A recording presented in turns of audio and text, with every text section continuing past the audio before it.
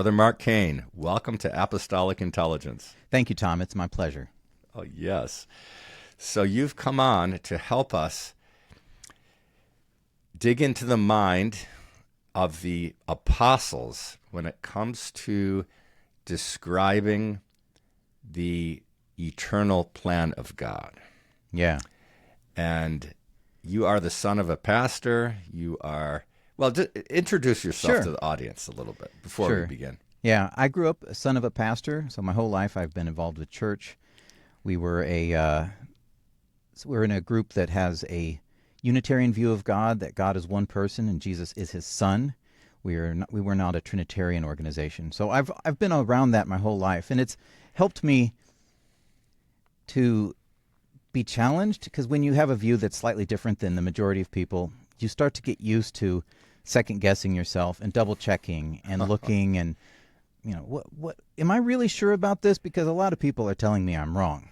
So Yes. that was my whole life, being a part of that church. In my later years, I joined an organization called the Unitarian Christian Alliance, which is a networking organization for people who are Unitarian in their views of God. They believe God is one single person, and Jesus is his human son. And in that organization, I've created a podcast called the Unitarian Christian Alliance Podcast. We've got 80-some episodes already. And I've just been involved in that kind of work, helping to connect people, organize people. It was through that I met you. Yes. And we've been friends now for several years. Yes, in fact, you interviewed me. Yes, I did. What is it, episode 53 or something along that line? I should check and see. I should have had that ready. That's okay. No problem. Yeah. So the point here is that you've got a lot of experience coming to terms with what you believe, and also defending it. And as part of the executive of the Unitarian Christian Alliance organization, you've probably had a lot more exposure to other views that kind of mesh with your own. Yeah. Has that strengthened your understanding? Yeah, I think one of my favorite aspects of the Unitarian Christian Alliance, or the UCA as I'll call it, is that you start meeting other people from other backgrounds, but with that common view, and you start the conversations and you dig into it. It's easy in an organization where it's just you and the 20, 50, 100 people that you meet every Sunday, always visiting together. You kind of get the groupthink mentality where you all think similarly. You don't get as much challenge. And I found the UCA to be a great place where you're already together on a very common, meaningful thing, that God is one. And you just know we're going to talk about things, and somebody's going to ask me a question that I didn't expect. I'm going to say something that they didn't expect, and it'll be a great conversation. And that's what we've had many of those things at our conferences. We have annual conferences, and people. Yes, what a privilege. Yeah. What a privilege. And you feel like you have the freedom to explore things that perhaps would be forbidden in typical Orthodox Christianity. Yeah, it just happens that in an organization like a church where you're trying to maintain fellowship and working together, it just eventually seeps in that there are just some things it's probably better that you don't talk about, because you'll disrupt things. Even in your own setting. Yeah. Yeah, it just happens. And the UCA kind of forces you out of that mold, because you're sitting across somebody that has a completely different background than you, and they're just starting to ask questions, and you're doing your best job to answer them. It's really a great way to stretch your mind a little bit. And I love what Sean Finnegan says in his podcast, Restitutio, the truth has nothing to fear. It's like, let's just do this. Let's enjoy it.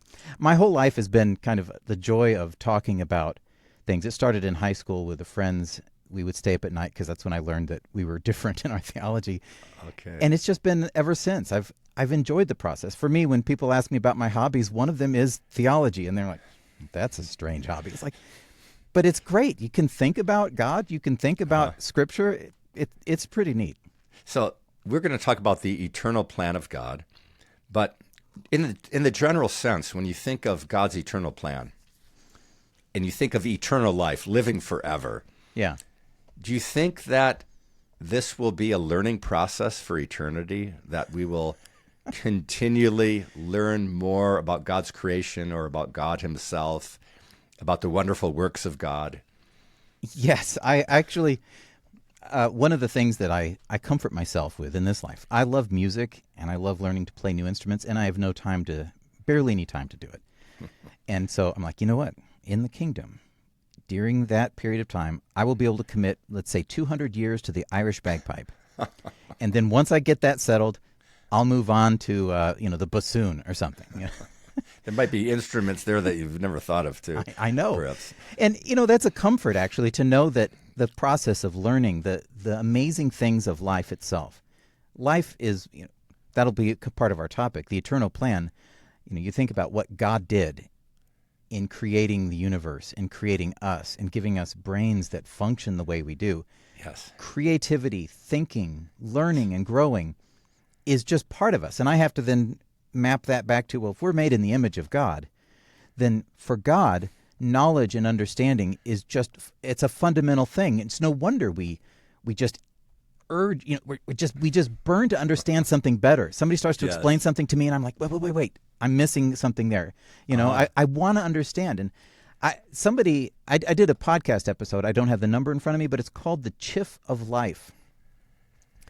And it's about why we would want an eternity?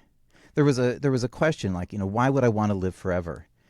And yes, it was a fascinating question. And the way I approach it is, well, when you recognize the wonder that is life and God's creation and the fact that he can take electrons and protons and put them together in such a way that you've got an elephant, these things are an astoundingly amazing creative ability for God, and then to encode it in a piece of DNA so that you can make elephants indefinitely. It's just remarkable. Yes. I look at the future and as the kingdom is like the chance to finally get all of these answers and all the marvels of God's creation. Like at this point, we study and study. We've gotten to a point in human history where we know more than we have ever known before.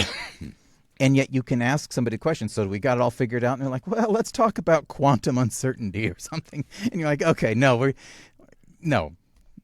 there's plenty left to learn. I think the whole process of life should be one of discovery and growth and understanding. Okay. Well, we could get into this a little bit more once we start putting some skin on the bones of this eternal plan of God. Yeah. So what did God have in mind at creation? Well, I take the Genesis story as giving kind of the blueprint for what the purpose of creation was. Some of the clearest points you would get from that is God created humans to live and function on this earth. He created the earth to sustain humanity. I get this very clear picture that God had this idea, like, let's make something made of atoms, whatever these are, and let's make them live in a place where they are optimally able to function and to do their thing. And I see the part where he says, you will have dominion over the earth. We named the animals. This is a picture of God's creation designed for humanity, with humans designed to function as the administrators of this creation. I mean, he gave us opposable thumbs, very handy. He gave us minds that can create and solve problems. You look at the engineering things that humans have done, the creative capabilities of humans, you realize there's really nothing that we couldn't eventually figure out. And that's because I believe God put his creative capacity into the human mind. And then here we are on an earth, we're like, it's amazing that this earth worked. If we were just a few centimeters closer to the sun or further, life would have just been destroyed. Or, it seems like it's a very delicate balance. Well, I call that delicate balance a very purposeful design that humans should function on this earth as creatures in God's plan. Yes, beautifully put. So when you think of the earth, where it's placed, as you mentioned, with precision, and we really are very cognizantly aware of what's on planet Earth concerning life. Yeah. We're not really sure what's beyond Earth. Not certain. And it doesn't seem like in the biblical narrative that the things outside of the earth or outside of the heavens and the earth that we can see are really part of the conversation. Yeah, that's a good point. They're not. I mean, you get the they talk about the heavenlies. You could see the scene where God's with his in a throne room surrounded by angels of various types. And that's not like just what's happening on Mars. That's more of like God's special space or place. Yeah, you don't get a lot of that other. It's very Earth-centric, which makes sense. I mean, this is the story this is our story. This is right. This is the meaning behind our lives and why we are here. So of course it would be very focused on that. But humans being humans, we want to aim our telescopes at rocks that are moving around suns and detect molecular signatures, which could be indicative of life. That's just what we do. Yes. We're driven to that. Yes, we're driven to that. Yeah. So, what does you started to go in that direction? What does the creation of man on planet Earth signify with respect to our relationship with God and God's eternal intentions for us? Yeah. Man was created, placed on Earth. So what was the relationship supposed to do? Well, yeah. In the Genesis, in the garden scene, you see a very sharp dichotomy. There's a period of time before sin and a period of time after sin. And the before sin, it's paradise. That's the picture of living with the animals, living without the thorns and the pains of life. And then there's the dividing line where sin enters the picture and humanity separates from, pushes away from God. Adam's like, let's go hide, let's duck behind a tree or something. And so there's the before and then there's the after. And I believe what God had intended was what he created initially was the before. And the before exists when sin and our separation from God can be restored. When you can get rid of sin and you can reestablish a connection with God, I believe that's the path that God originally intended us to be on. And that's the path that, we're going to talk about the whole plan, the story, that God's trying to pull us back from this cliff that we all dove off of. And ever since Adam, we've been diving off this cliff every day. We can find a way to drop. Can you imagine what life would have been like had man not sinned? What would that relationship have looked like? Well, I like the picture of Adam talking to God in the garden. Mm-hmm. And there have been, even after the Garden of Eden, there have been multiple stories in the Bible where people would just talk to God. Moses, he just talked to God, quote, face to face, And it's pretty rare that happens in such a deliberate way, like we're just friends and we just chat. Yes. But I totally see when you go all the way to Revelation and you see the end, so that when you get finally God's dwelling will be with man. You think about what is the eternal plan. If God's ultimate end game was to dwell with us, that says something rather amazing about what God thought of us. What you're like, I'm going to put these molecules together, mostly dirt, but with a little clever, they will be amazing, and I'm going to want to live with them. Wow. So I think that's the ultimate goal, is God wanted to actually be with us. He was very pleased with his creation. He loves what he's done. Even, I think of the scenes with the angels and like in Hebrews where the angels are respecting Jesus, where like the angels aren't the ones that God did this with. It was Jesus, this human Messiah that ultimately represents what God had intended. And that's it. It's a very human-centric, there's probably a better word for that. Some theological perspectives have humans at a place of like just above dirt. And, we're lucky we're even here, It's just, and while I recognize that humans are sinful, and in many ways that's not good at all, in God's perspective, humanity is the crowning achievement of what he did. And so I don't like to think of humans as just dirt. There's just pitiful beings that we would have never achieved anything had God not just taken care. Like, I think that Jesus represents what God intended for humanity. And as that... So you're talking about potential here. Yeah, I think clearly God loves humans. He loves what he did when he made humans. He got the angels involved, and let's do this. And he sends the angels to do this and angels to do this. They're all put to work to manage this earth, to help make it happen. It's a remarkable focused effort on his part to cultivate a relationship with these odd little creatures called humans. Yes. So the first Adam was given the breath of life. God breathed into Adam, and Adam lived. So the breath of life is something that can be taken from man as well. Mm-hmm. And this is what eventually happens, right? God takes the breath away and men die. Yeah. So do you picture God sustaining man without a man? If man had not sinned, would God's breath have remained with him? Would he have been sustained? Would he have lived and walked in God's ways? I think so. Mm-hmm. I've not really thought specifically about how that would have happened. You wonder how long that idyllic period lasted before sin really got in the way and ruined everything. I don't know. It's a lot of speculation how that all worked, but I see the Spirit at least in the Genesis story, the Spirit being breath itself, which I'm very physicalist in that regard. I see it just that's the physical thing. He let us inhale, and suddenly the process of life began. Yes. And it began through his design of an atmosphere with oxygen. Yes.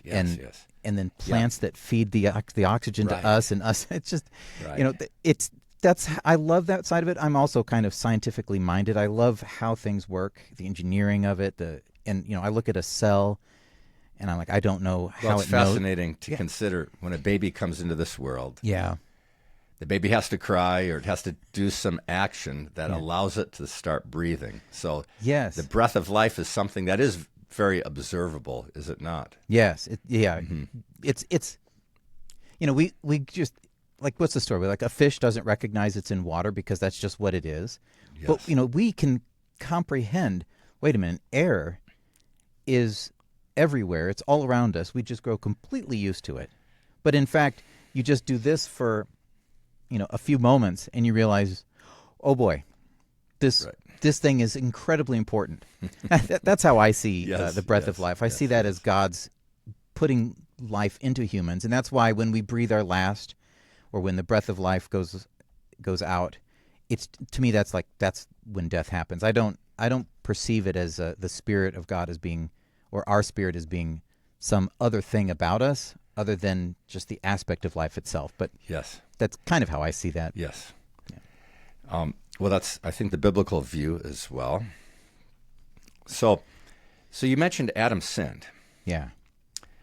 So, and that seemed to have messed things up. It did. So what did you see happen? Like, what was the result of that? Well, the sin itself is whether, we've been doing sin for millennia since that time. That's now the pattern of humanity. But if you take the idea of God's plan, I would say God's plan was that humans would live in a close relationship with him.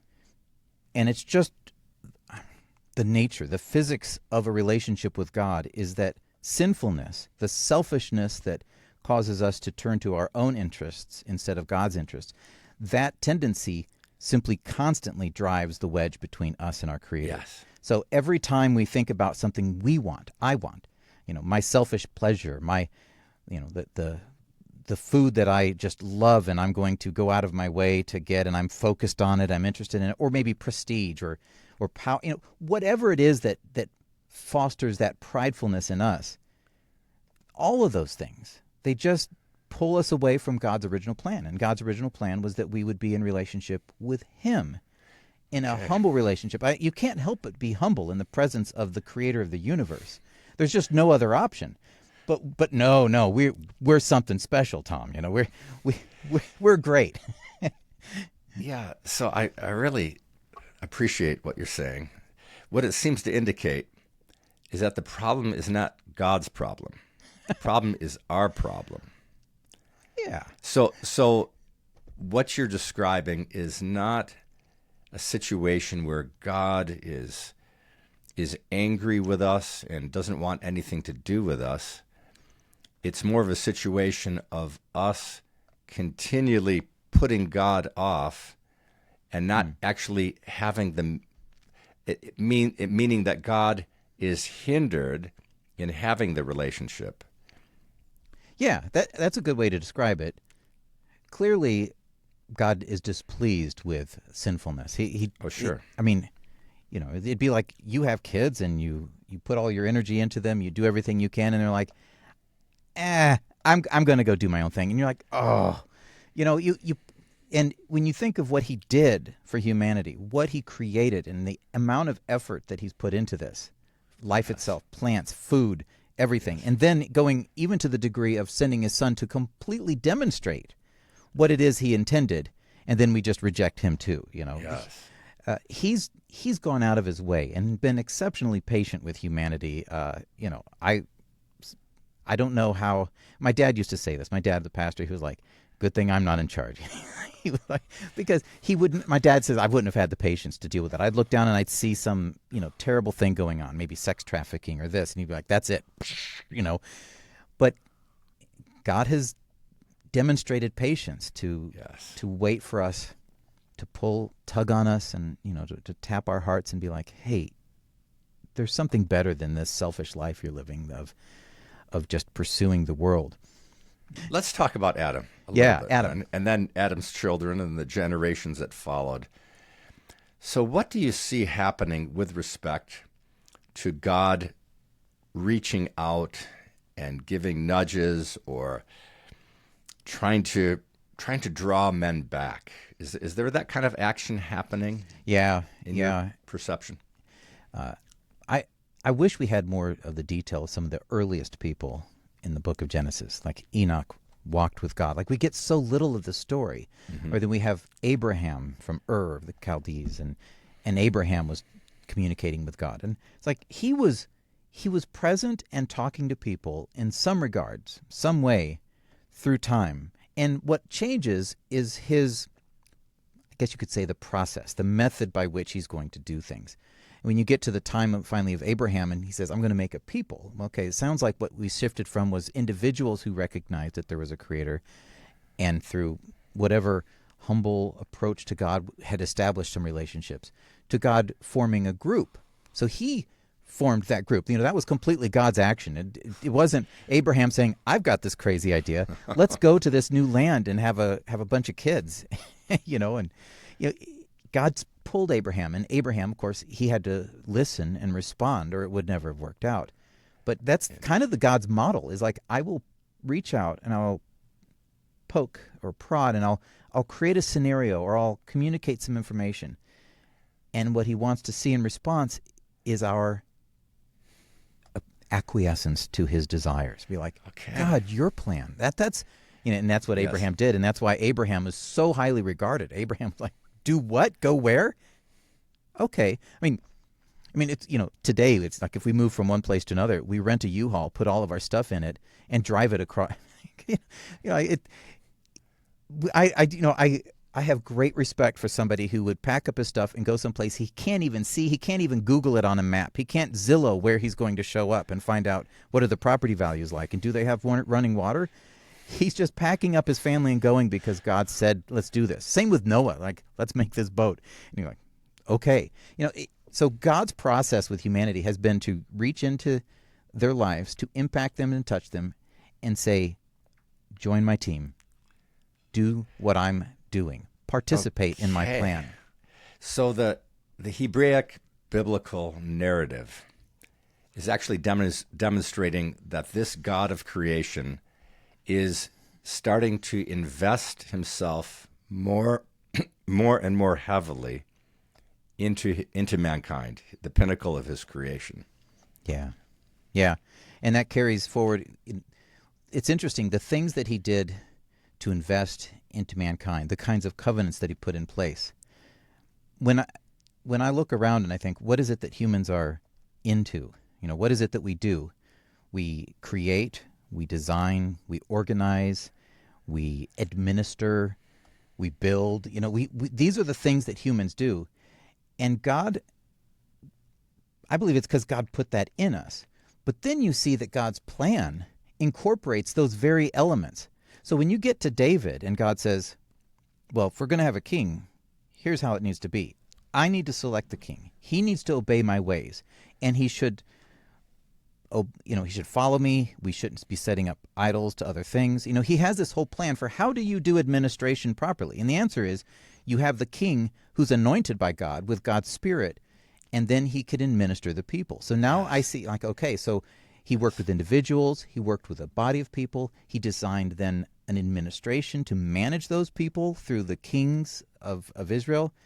I mean, we constantly, of course, messed it up along the way because humans have this problem of sin.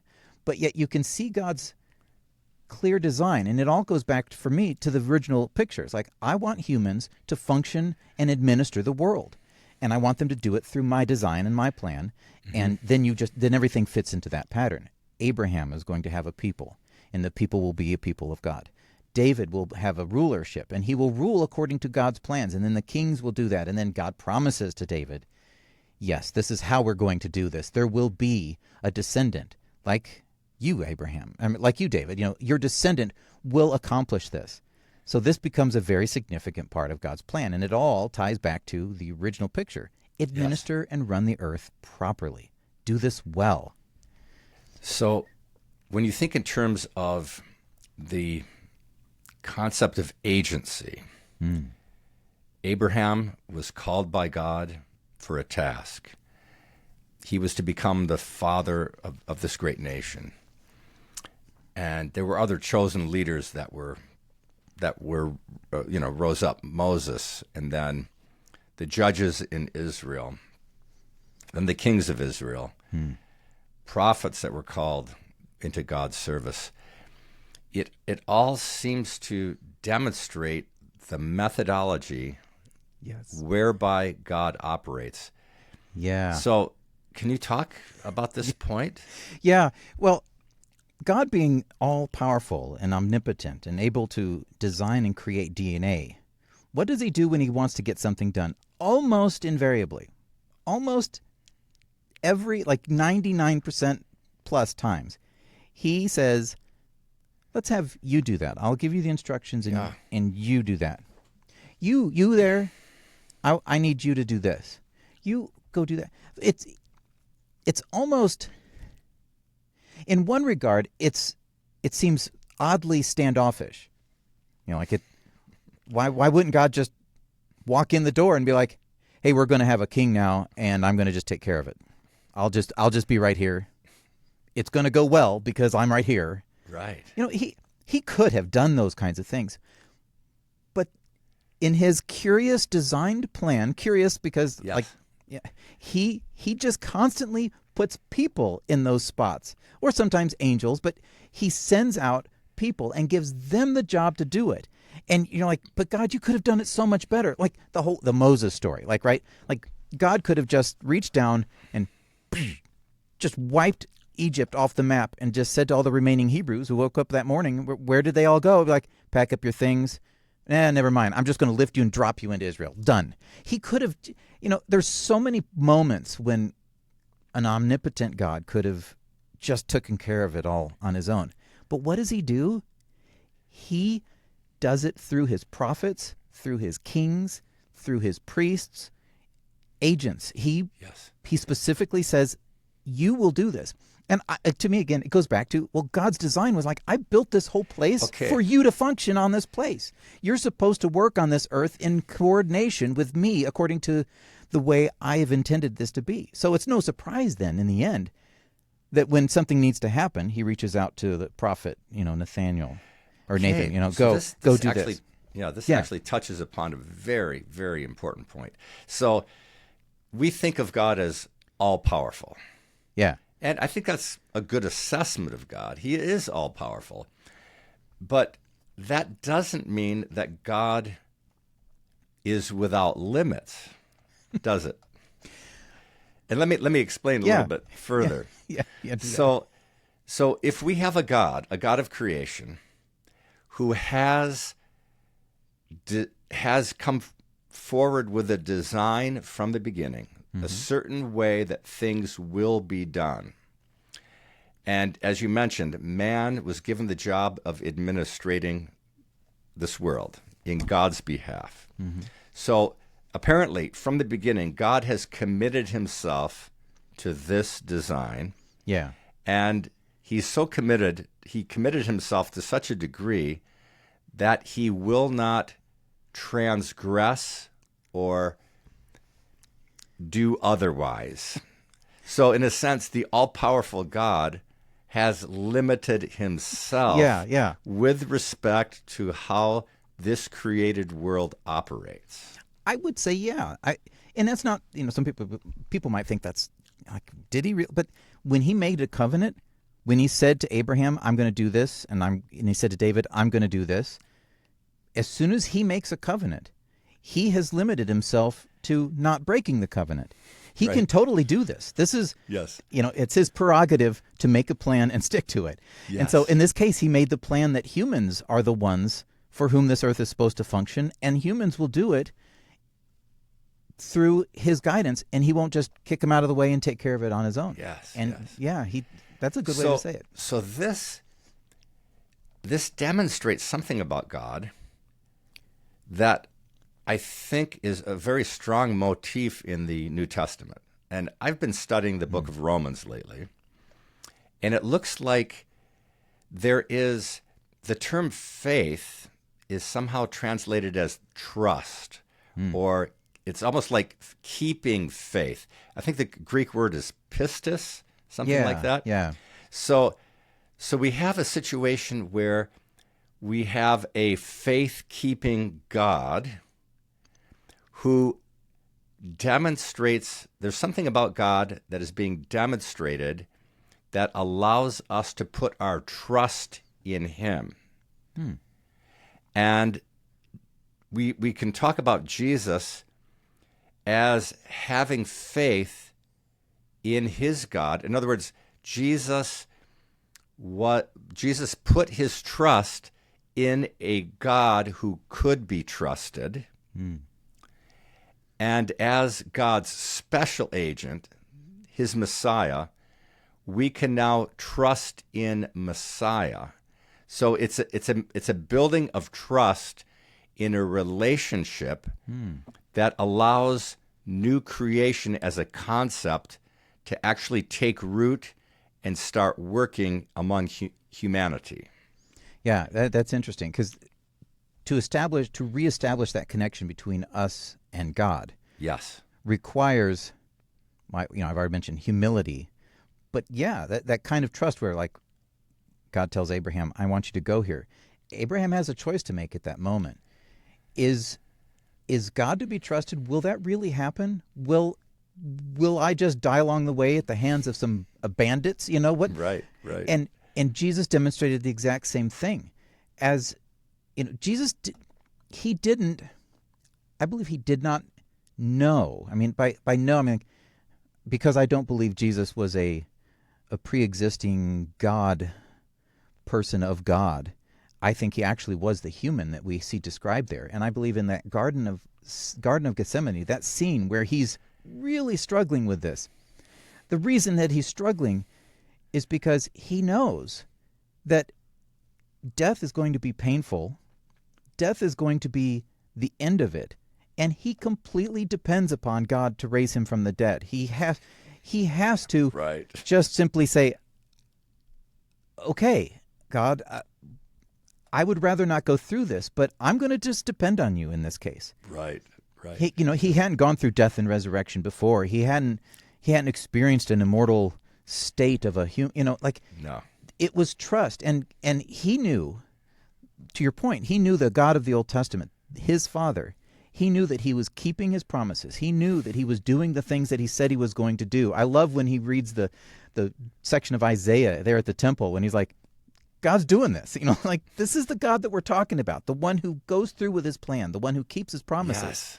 Yes. and it's happening in me. And, unfortunately, it means I'm going to my death. And for Jesus, it was complete trust that this is all going to be for something. He's at the prime of his life. He's 30-some years old. Yes. He probably had a good job building.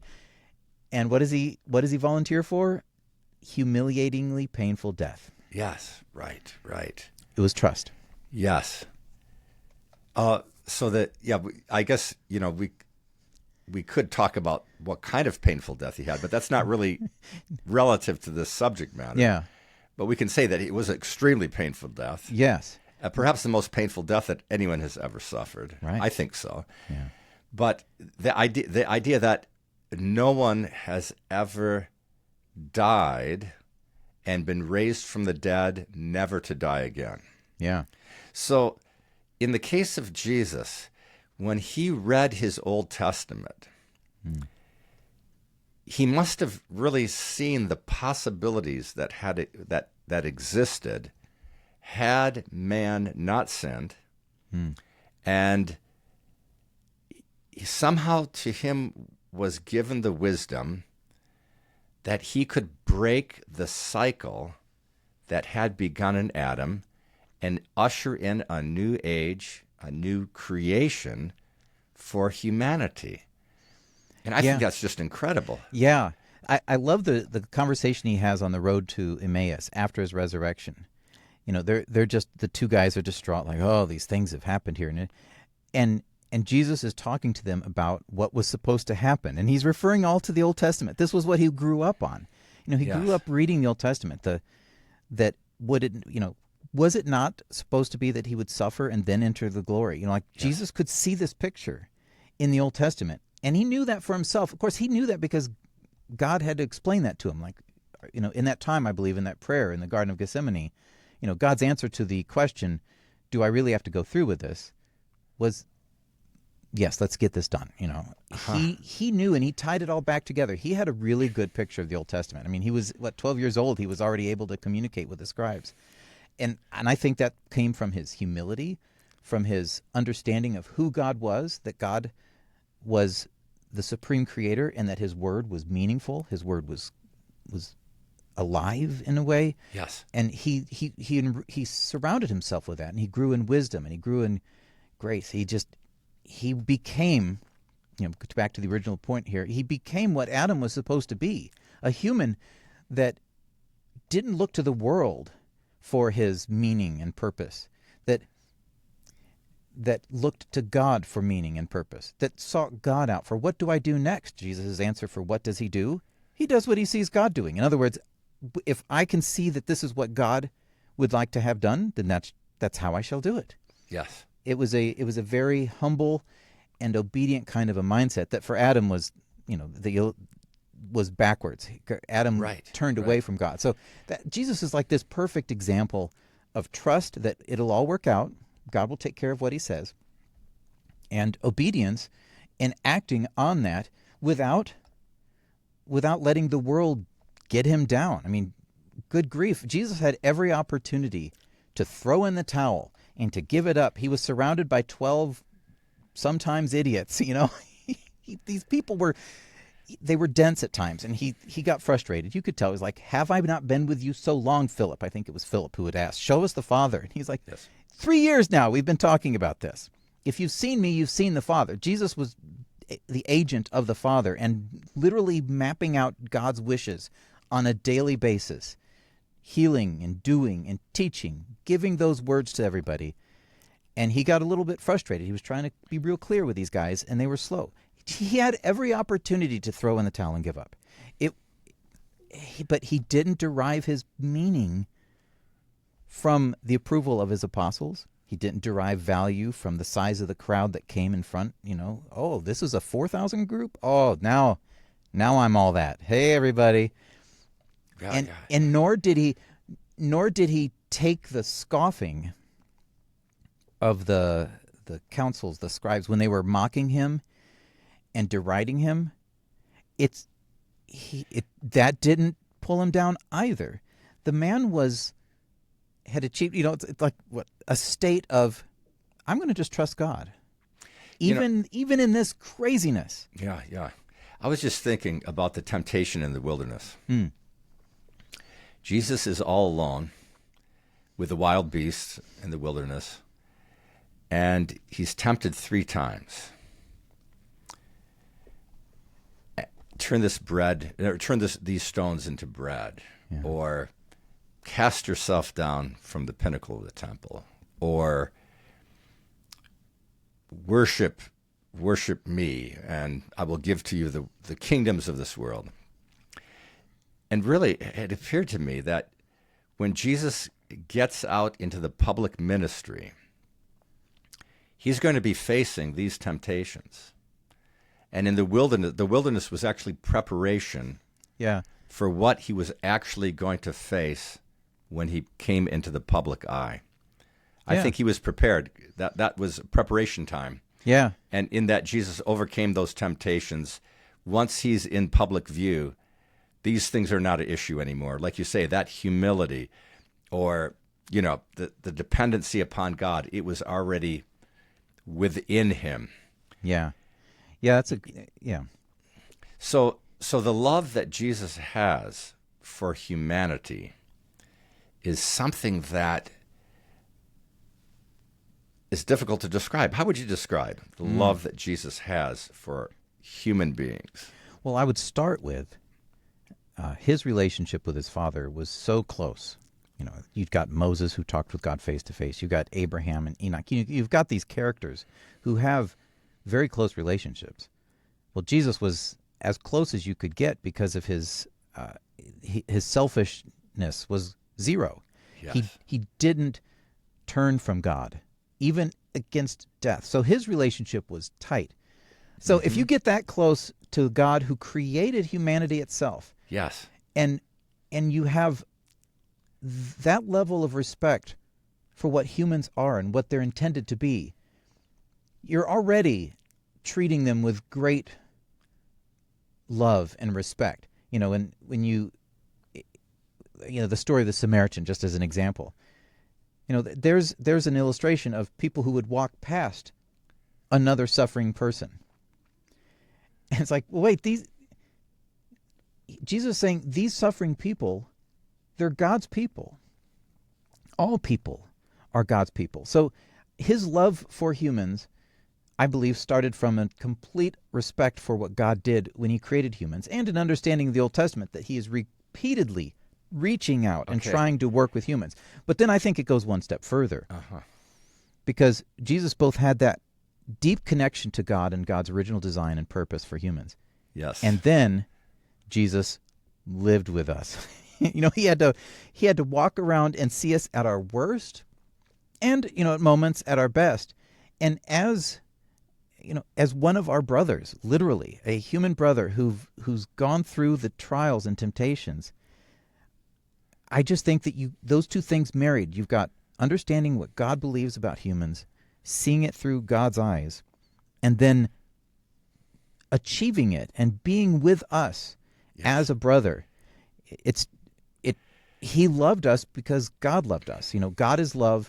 God poured himself into Jesus. Jesus literally walked and struggled through life right alongside of us. And I think that the love just was nurtured and put into reality in Jesus in a way that is special. God, we can say God loves us, but when you think about Jesus loving us, you realize Jesus loved us in a way that had a price on its head. For God to say, I love you, what does it cost God to love us? I mean, he's just God. When Jesus says, I love you, and then he goes to his death to demonstrate that, that's something. Yes. That's what they say. He had skin in the game. Yes. Literally. My son likes to use that term. Yeah. You got to put some skin in the game. Oh, yeah. And that elevates, that puts his love in a very special kind of category. When he says no one has love, but he lays down his life for his friends. Yes. That's something that only a human could do. God is love, and God manifests love, but God doesn't.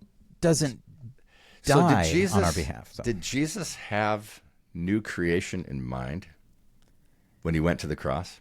Did he believe this was the gateway, the pathway to usher in new creation? I believe he did, and I think you can see that in the dialogue he had with the thief on the cross. Remember me when you come in your kingdom. And he says, surely I tell you today, you will be with me in paradise. At that point, I think Jesus had his mind had been settled. Yes. He knew this was it. He had gone through it, and I believe that the peace he felt as he stood in front of the scoffers, as he had the thorns rammed into his head, as he was beaten, the peace that overcame him was a peace of incredible confidence. There's no way a human walks through that and experiences comfort and peace in God's presence and doesn't realize God's going to take care of this. This is in God's hands. And it was hard up to the last moment. He felt alone, but he knew. Yeah. So his closing words on the cross: "Into your hands I commit my spirit." Yeah. So that's trust. Yeah. And in that trust there is also expectation, isn't there? Yeah. God will raise me. Jesus believed that if he offered himself, if he went through that suffering and died as a perfect sacrifice, Mm-hmm. meaning not a sacrifice like, in a sense, God killing his son like so many people think, but a sacrifice of love in demonstration of his faith and trust in God, with the hope and expectation that there would be a resurrection and that this resurrection would usher in the path of life for all humanity. That's what I think of in terms of a sacrifice. Yeah. And of course, the fact that Jesus suffered such a horrific death and that no one could escape the death of crucifixion. When a man is crucified, there is no getting out of that. You're going to die. That's the surest pathway to death. Yeah. And so that actually gives the resurrection a certain legitimacy that this crucified dead man was really brought back to life, and that body cannot be found. Yeah. That's one body that will never be found. Right. And I think that when you go through the apostles' writings, the preaching in Acts, the Romans, and all of the stuff that happens after the resurrection, after Jesus is resurrected, one thing is pretty clear, that this resurrection, his being alive, is remarkably important. Like right there, like we saw him. 500 people here saw him. We saw these guys had no doubts. Jesus walks into the room in front of Thomas, and he's like, "Here's my hands." Yes, right. These people, these 12 disciples, left that day transformed. Like, he's alive. Right. If all that Jesus was trying to accomplish was, I just have to go through this process and get killed because I'm sinless, and then there's a sacrifice, the sacrifice is done, and the sins are paid. Right. If that's all it was, then you could have technically been like, well, it's midnight, he's certainly dead. Oh, thank goodness that's over. Our sin, no, that they were distraught when he was dead. The reason that there's hope is because he was alive again. If God hadn't raised him from the dead, there would be nothing. There's just one dead guy who could have been the Messiah. Right. But he's not. Right. The resurrection, everything hinges on him actually being alive. Absolutely. And that's why, when you see Jesus as a human, you realize, well, no wonder the resurrection was so important to these people, because humans don't normally come back to life and walk through walls and and appear to people on roads. That doesn't happen. When humans die, it's over. You're broken and sad when Jesus is dead.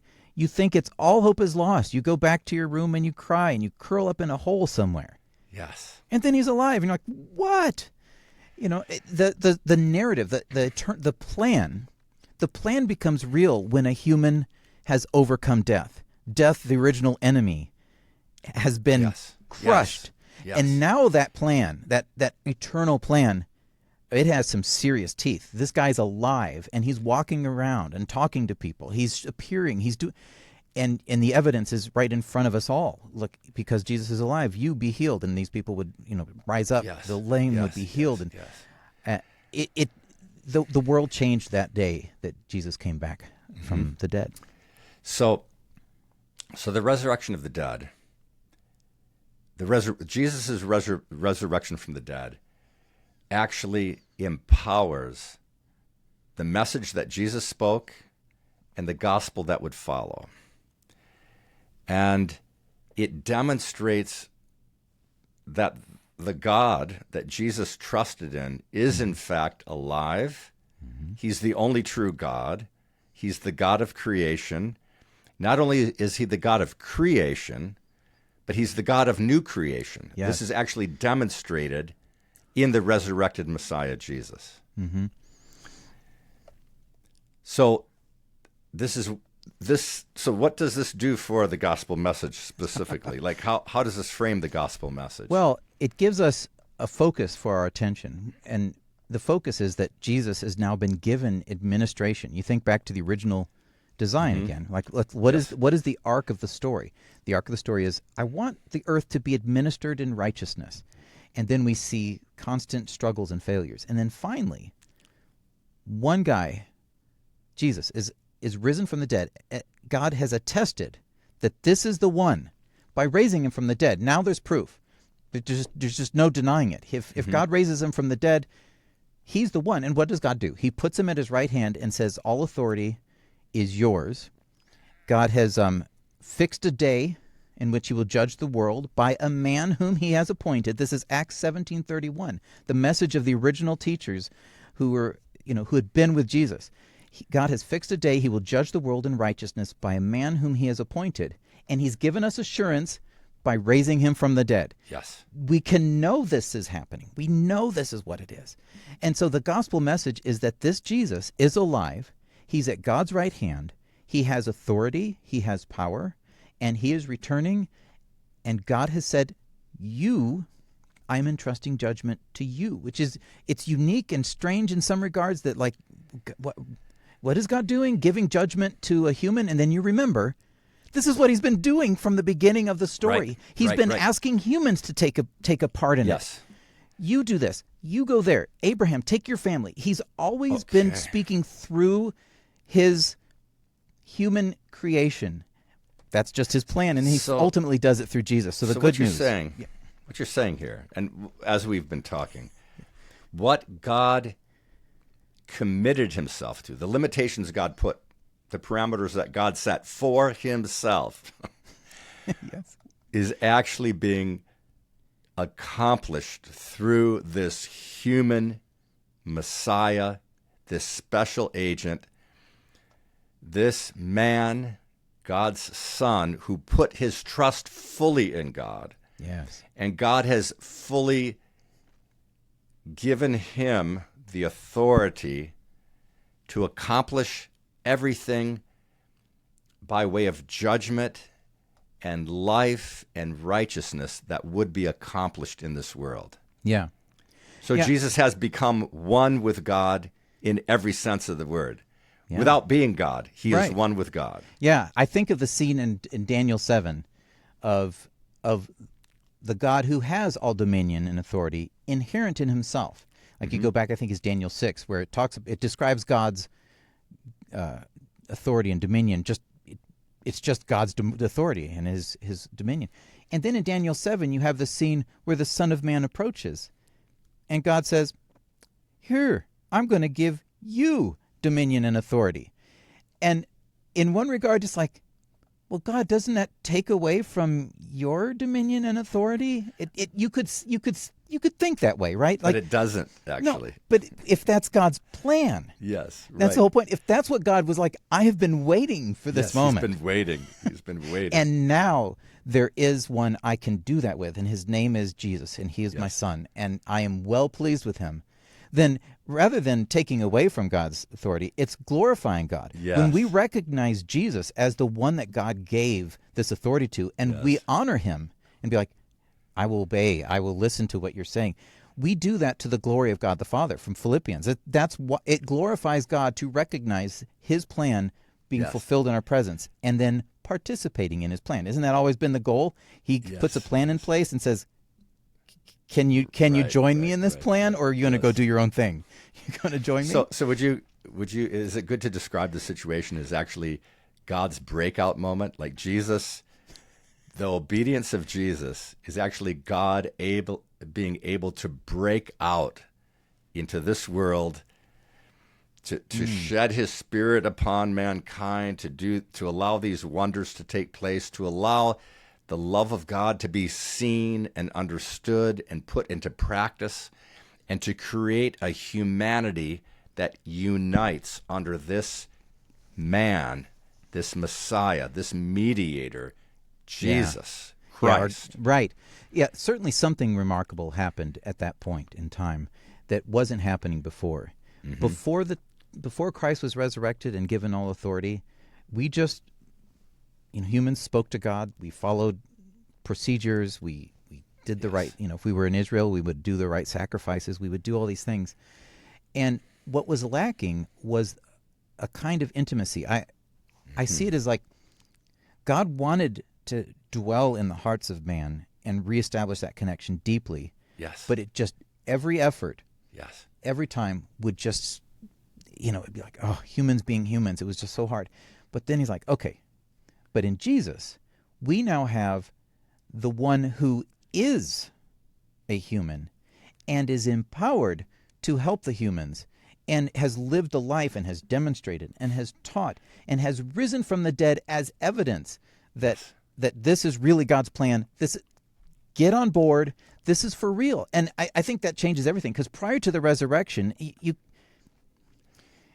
just like, I believe God is real. I'm going to go along with this, and I'll do the sacrifices. Or, but after the resurrection, like, you are placing your faith and your trust in this empowered Son of God who has been given all authority. And it's transformative. It's a new age, a new creation. He's brought all things together with him as the head. You get that passage in, I think it's Colossians, him as the head of the church, the body of people. Yeah, it's new. I was reading Romans chapter 8, studying that and thinking about it. Romans chapter 8 is the chapter that deals with new creation. Yes. And one thing that was noted in that chapter was the incredible freedom and the incredible, glory that we're walking into. And what's not present there are laws and restrictions and ordinances. But it's like we're walking into this hope, into this space of incredible glory. And it seems like that is supposed to evoke in us a response. In other words, rather than being told what we have to do, it's like we're walking into a space of new creation where there's something coming from us naturally. It's like singing a song about, look what you've done for me. Yeah. or is there anyone like you? It's kind of a space of thankfulness and glorifying God, where from that thankfulness and rejoicing emanates something from us in service to this God of creation. Yeah. I think of Jesus telling about springs of living water flowing out of a person. He was describing a state of being which was not common. The normal way you think of faith and religion, you think, okay, there's a God. God gives me the rules. I follow the procedures. Hopefully he's happy. Yes. I will do this, or I will look over there. I will read these, and it's all very external. The process is external. It's you're influenced by, let me double check section 4 of the code. Yes, do this. And that all changes when Christ lives in us. God in Christ and Christ in us. And the picture of springs of living water, it's like, no, actually, we're becoming new beings. Yes. Is it, what was it that let Jesus stand there unfazed by the mocking? Something was inside of him that was greater than what was on the outside of him. Yes. And he's doing that same thing through us. in Yes. everyday life, so that we will Yes. then move through life, and instead of just being subject to the world or subject to this or that worry or fear, like, no, it's bigger than that. Like, we are being transformed from the renewing of our mind, from the inside out. We are now a presence of light. We should be, when people see us, I like to say it's like when somebody says, hey, show me Jesus, like when Philip said to Jesus, hey, show me the Father. The answer should be, like, well, guess what?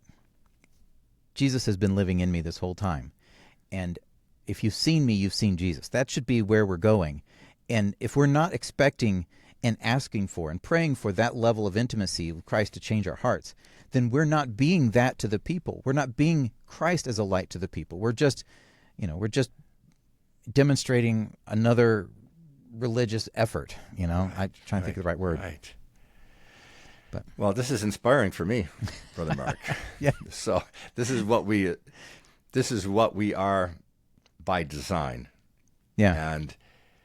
And so you talked about what works in us presently. Mm-hmm. And what is our expectation for the future? Yes. Well, I'm going to use Romans 8. I'm going to just jump right in because when you Okay. start talking about Romans 8, that's one of I love Romans 8. And one of the things that I love about it is that it completes that circuit. It includes the section in there that reminds me, like, oh, yeah. God had an intention, and he worked it through, and it's coming out the other end. And it's verse 18. I consider the sufferings of this present time not worth comparing with the glory that is to be revealed in us. For the creation, now here we are, we're talking about the world, the earth, the stuff that God made. It waits with eager longing for the revealing of the sons of God. The creation was subjected to futility, not willingly, but because of him who subjected it, in hope that the creation itself will be set free from its bondage to corruption and to obtain the freedom of the glory of the children of God. The freedom, like we were saying. Our transformation is just a part of God's ultimate plan for ultimate transformation. Yes. So when we look to the future, we will see, well, not just something will happen to me, but we can expect that creation itself is right along with us, waiting for that moment when the thorns retract and be like, okay, we had our time, we're done now. Yes. And the picture that creation is just as excited. I know it's figurative language, but it is pointing to a time in the future that is very real, very tangible, very honoring of God's original design, that there should be an earth that humans function on well, like I had intended it. Yes. And Paul is saying it right here. Creation knows that time is coming. So I look to the future as a time when final restoration encompasses everything, and we will live on a restored earth, and it's just going to be great. And talk about relationships between people in that environment, because we are taking this story, as you mentioned, from individual people, and now God is always including. He makes a nation, Israel. Yeah. Then he brings us to the Gentiles. So what is the human, if I can use that, the resurrected human element look like in that new creation, in your view? Do you see a new humanity in that place? Oh, yes. Well, So where people live in harmony with each other, Yes. in the love of God, Yeah. in the glory of God's light, and in the glory of the light of the Lamb. It's kind of what's being described in the last two chapters of Revelation. yeah. Well, Is that kind of an accurate well, sure. metaphor of what we can expect? I totally expect what we see, like in Acts, when the church starts out and people are like helping each other and sharing. They're like, how can we help the widows? The amount of the way that we are transformed to care about other people and to care about their well-being is a testament to what God's love through Jesus in us does to us. Mm-hmm. Like you can't curse and harm people and say, well, it's because I love you. Like, it doesn't work. God's love being manifested in us translates to our love for the people. If God loves people, we love people. As love the Lord your God with all your heart and love your neighbor as yourself. So in that final day, when we're all together, of course, with sin out of the picture and us able to function without selfishness, it should be an amazing time of relationship building. I mean, Yes. it's the whole problem with relationships on this planet today is sin. It destroys everything. It destroys relationships. It ruins marriages. It breaks the bonds of parents and kids, and they're just everything. All the struggles of humanity to interact with humanity is because of the selfishness of our human tendencies to seek our own way. And if you pull that away and you restore humanity to its original plan and you get rid of that sin, I mean, those little moments, we've had those moments, where you you have a loving moment and you're like, I feel like I just tasted the kingdom.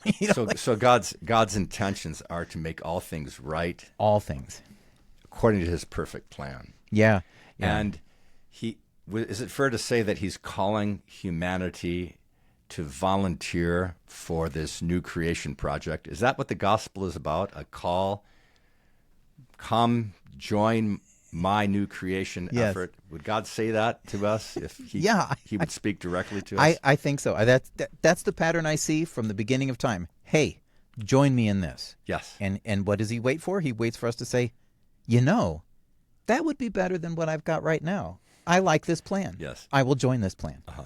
so I believe that he expects and he wants us to respond. I don't think God wants to populate his kingdom with people who don't want to be there. No. And so I think what he's, go to all the world, teach. I think that process is to show and to demonstrate to people what this plan is so that they can say, hey, you know what? That beats the tails off of this terrible struggle that I've been having. I've been trying to get wealthy so that I'll be happy, and it's never worked. Or I manipulate people so that I'm respected and I get what I want. Yes. And I'm completely empty. Yes. And then one day you read what Jesus did, and you're like, he didn't even have a bed to lay his head on. He was being crowned with thorns, and he was at peace. What's going on in him? Yes. Why does he have this peace? What is this thing that God in him was achieving? And then we realize, wait, he wants to achieve that in me? Wow. So I think we've covered this topic pretty well. Yeah, I love thinking about it in the big picture. And one of my goals is whatever the view that I think about Scripture, when I think about it in high level terms, I want to have it make sense so that whatever I say, like when I talk about something, when I talk about creation, the amazingness of creation, that when you look in Scriptures, you're like, oh yeah, they talked like that too. Here, like in Romans 8, creation and the glory that will be revealed, like, oh, Paul's doing that too. Yes. So what that tells me is that I'm thinking similarly to Paul. Yes.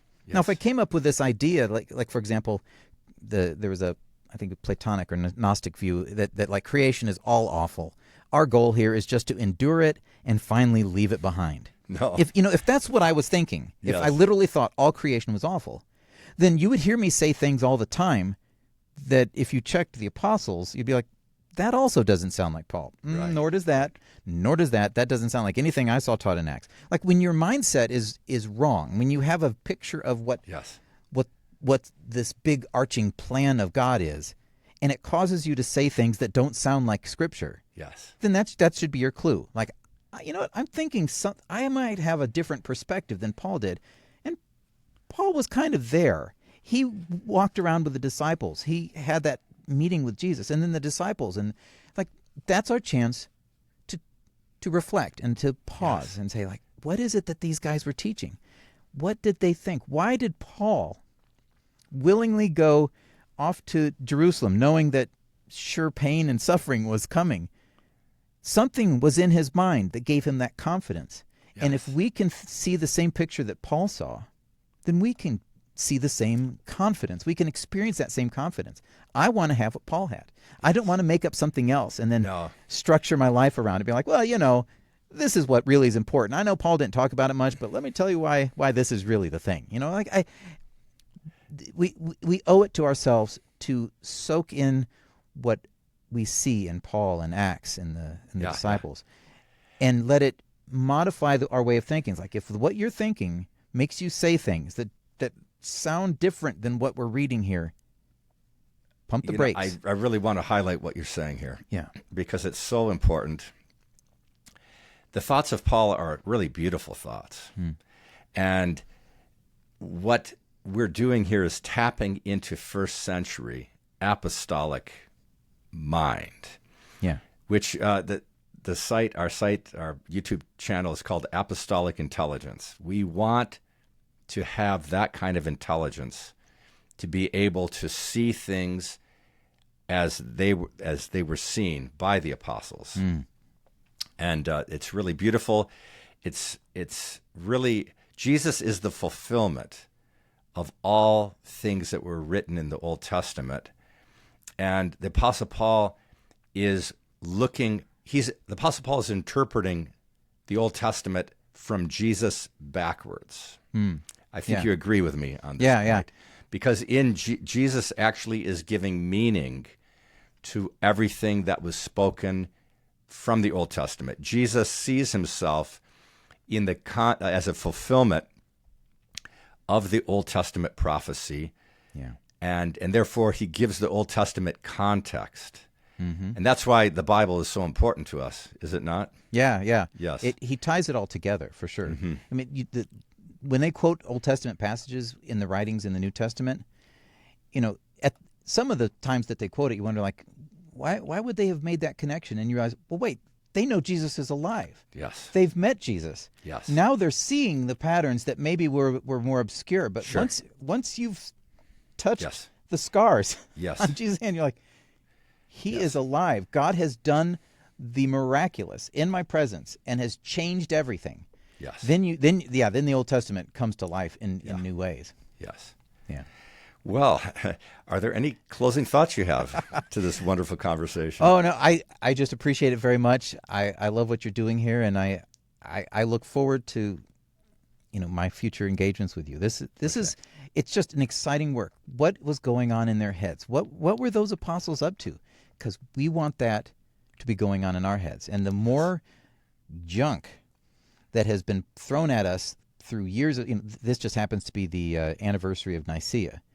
And I don't, without getting into that, like the language of Nicaea, the words of Nicaea, and all of that stuff, we know that wasn't in Paul's head. No. We just know that wasn't in Paul's head. So I would say, we don't need it in our head. It's not helping us. No. Paul was quite adequate, and Peter and these folks were very, very capable of understanding the marvel of what God had done without the language of Nicaea. So I like the approach, the apostolic intelligence approach.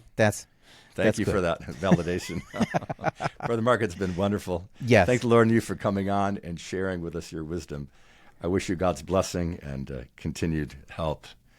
And yes. Thank you, Tom.